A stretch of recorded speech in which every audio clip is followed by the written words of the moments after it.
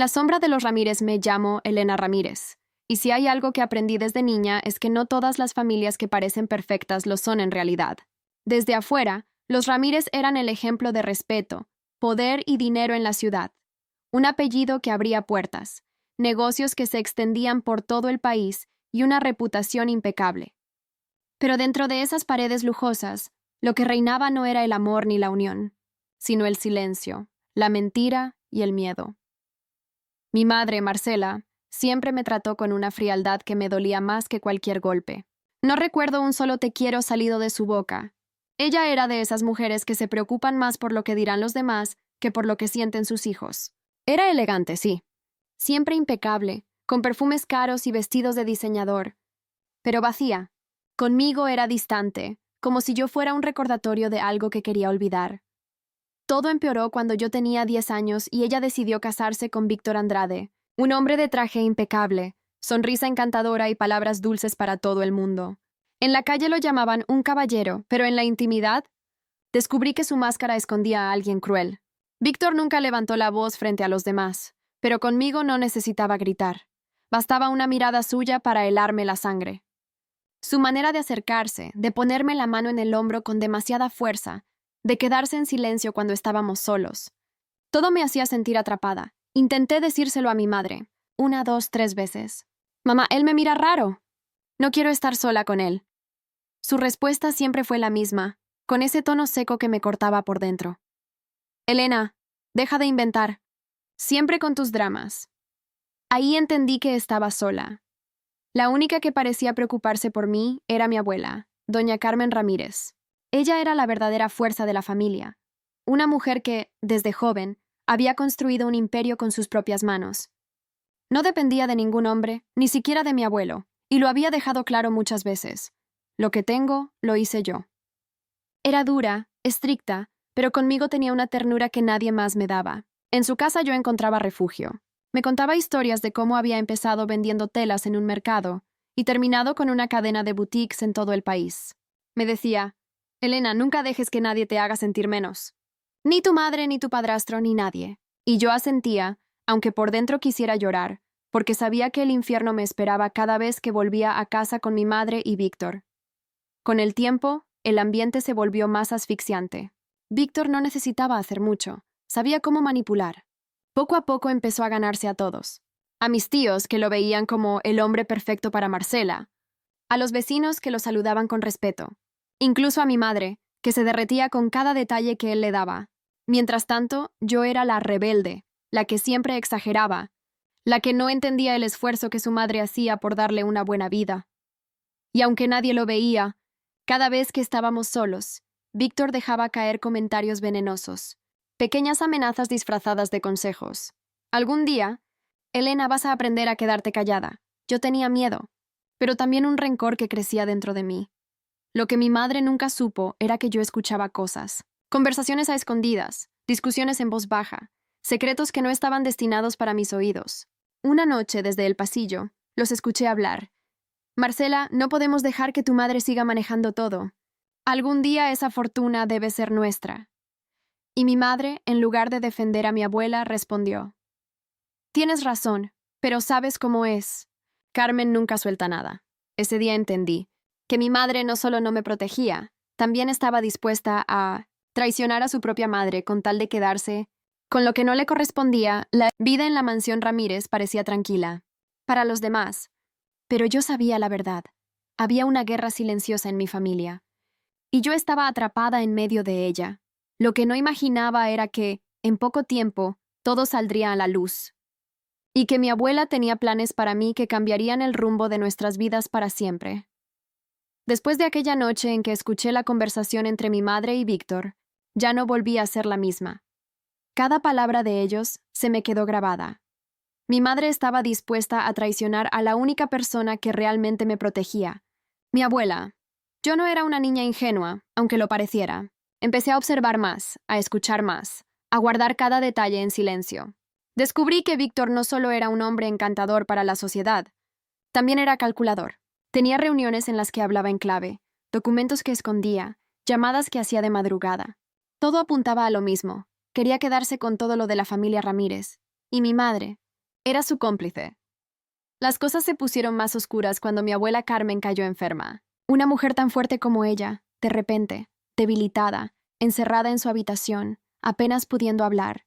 El médico de la familia decía que era algo pasajero, pero yo sabía que había algo más. Veía a Víctor entrar y salir de su habitación, siempre con excusas, siempre con esa sonrisa hipócrita. Una tarde, me acerqué a mi abuela y con voz débil ella me tomó la mano y me dijo: «Elena, escucha bien. No confíes en tu madre, y mucho menos en él». Yo le pregunté qué estaba pasando, pero solo alcanzó a susurrar: «En el escritorio de mi oficina, el segundo cajón. Allí está la verdad».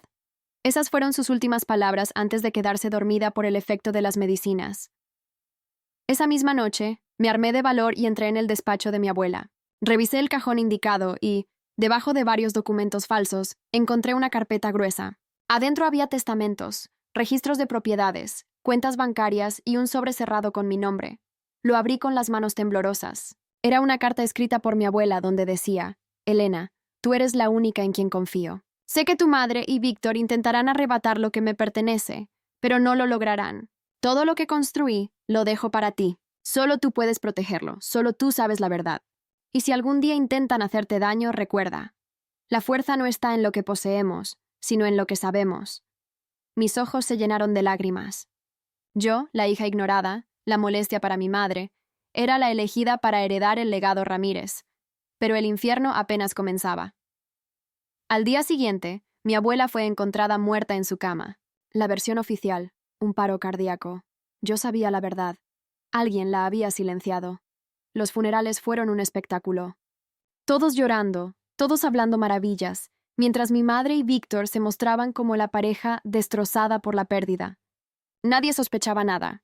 Nadie, excepto yo. Esa misma semana comenzaron los movimientos legales. Abogados entrando y saliendo, documentos firmados a toda prisa. Pero lo que ellos no sabían era que yo tenía la carta, y todos los papeles que probaban que el verdadero testamento me dejaba todo a mí. Fue entonces cuando Víctor comenzó a mostrar su verdadera cara. Se me acercaba demasiado, me hablaba al oído, me susurraba frases que me helaban la sangre. «Tú y yo podríamos entendernos muy bien.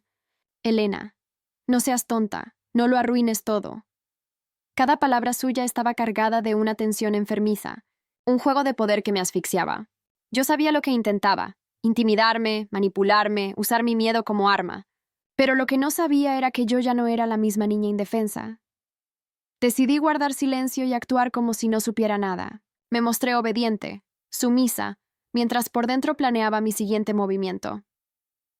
Una noche, entré al estudio de Víctor y lo encontré con una copa de whisky en la mano, revisando documentos. Él sonrió al verme, esa sonrisa sucia que me revolvía el estómago. «Eres igual de astuta que tu abuela», me dijo acercándose demasiado. «Pero cuidado, porque la astucia sin obediencia puede costarte caro». Yo lo miré fijamente a los ojos y por primera vez no bajé la mirada. «No te tengo miedo, Víctor. Y lo que es mío no me lo vas a quitar». Su sonrisa se borró. En ese instante supe que la guerra entre nosotros había comenzado. Ya no era una niña acorralada. Ahora era la heredera de la familia Ramírez.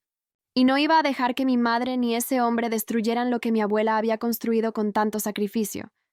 Lo que ninguno de ellos sabía era que yo tenía pruebas, contactos y una determinación que ni siquiera ellos podrían quebrar.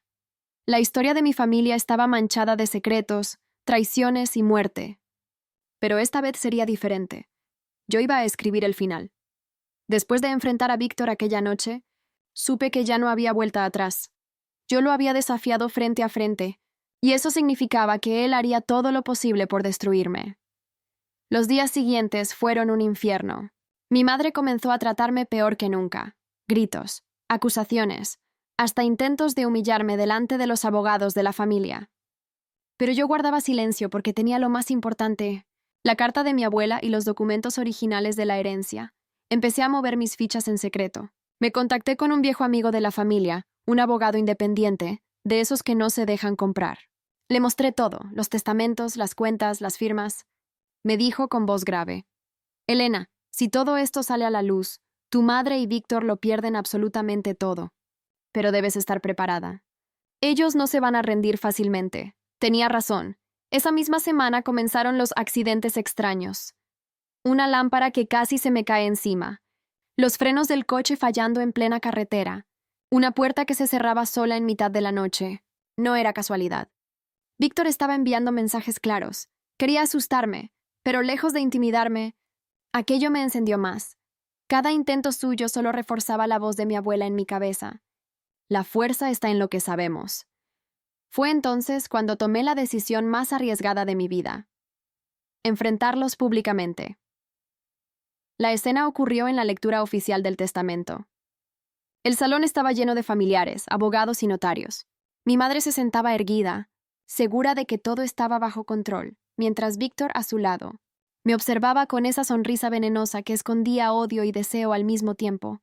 El notario comenzó a leer los documentos que ellos habían preparado, pero antes de que terminara, yo me levanté y puse sobre la mesa el sobre con el verdadero testamento de mi abuela. El salón estalló en murmullos. Los abogados del otro lado intentaron detenerme, pero mi abogado independiente ya estaba allí, con todo en regla. El notario tuvo que leer el nuevo documento en voz alta. Yo, Carmen Ramírez, dejo todos mis bienes, propiedades y cuentas a mi nieta, Elena Ramírez. Nadie más podrá reclamar ni una parte de lo mío, porque ella es la única que demostró ser digna de mi confianza. El silencio fue sepulcral. El rostro de mi madre palideció. Víctor me fulminó con la mirada, sus manos apretadas en puños, y yo por primera vez sentí que todo el peso de mi familia caía sobre mis hombros, pero también la libertad. Esa noche, después del escándalo, Víctor vino a buscarme, no en público, sino en privado, en el jardín de la casa. Me tomó del brazo con fuerza y susurró al oído: «Te crees muy lista, ¿verdad? Pero esto no termina aquí. Yo siempre consigo lo que quiero». Su voz estaba cargada de rabia y algo más. Una tensión peligrosa, casi enfermiza. Me miraba como si quisiera devorarme y destruirme al mismo tiempo. Yo lo miré a los ojos, sin pestañear, y le respondí con frialdad: «La diferencia entre tú y yo, Víctor, es que yo no tengo nada que perder. Y tú ya lo perdiste todo». Solté su mano y me marché, sin mirar atrás. Los meses siguientes fueron una batalla legal dura, pero con todas las pruebas a mi favor, logré mantener cada parte de la herencia. Mi madre intentó reconciliarse, fingiendo cariño, pero yo ya no era la misma. El vínculo entre nosotras estaba roto para siempre. De Víctor nunca más supe, hasta que un día recibí una carta anónima en la puerta de mi casa. Decía: «No olvides que los fantasmas del pasado siempre vuelven. Nos volveremos a ver, Elena». Al leer esas palabras, un escalofrío recorrió mi espalda. Sabía que la guerra no había terminado del todo, que él seguía ahí, en algún lugar, esperando su oportunidad. Pero ya no me importaba. Yo había demostrado que podía enfrentar a cualquiera, incluso a los que se suponía debían protegerme. La sombra de los Ramírez ahora era mía. Si esta historia te enganchó hasta el final, deja tu reacción y dime si quieres una nueva saga con otro caso familiar lleno de secretos, poder y oscuridad.